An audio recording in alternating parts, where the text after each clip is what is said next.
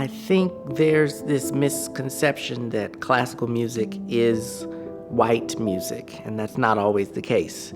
And not even just contemporary composers adding into the canon. It's always been the case that people of color and women have been contributing to classical music. When I was coming up, I didn't really have many examples of singers who were pursuing a classical music career. It wasn't until I got to college that I really was exposed to it. And I just remember seeing all of these professional Black opera singers on stage, sounding amazing and doing this wonderful work, and thinking, maybe that's something I could do too, you know?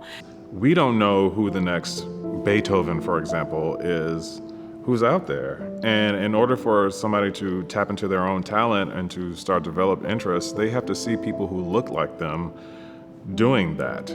I'm really struck by how much great music there is out there and how many talented composers are out there who are winning all sorts of accolades, and yet were completely unknown to professional classical music broadcasters such as the crew we have here at WDAV. And that's simply because they haven't been recorded. We know what's been recorded, and when they don't get recordings, how in the world can other people learn about them beyond the narrow academic world of classical music? No, I think longer. Yeah.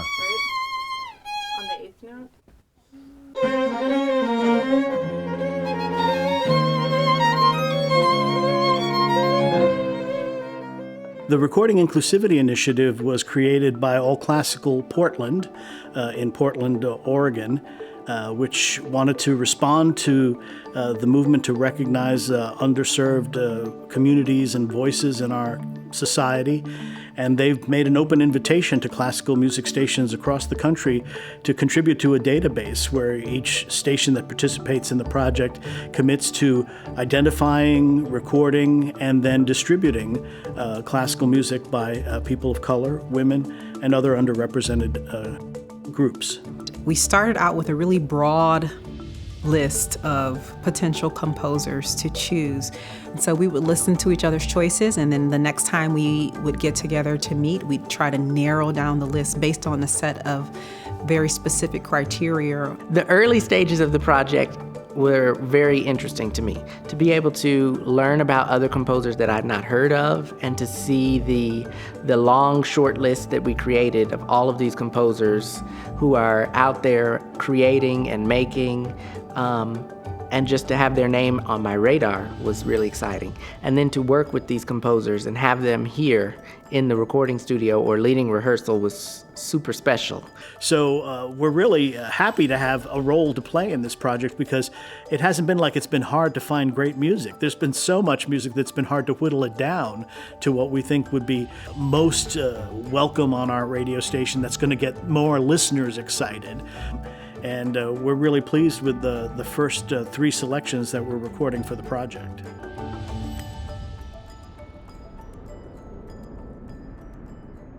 I've been fighting for more inclusivity in classical music for a number of years.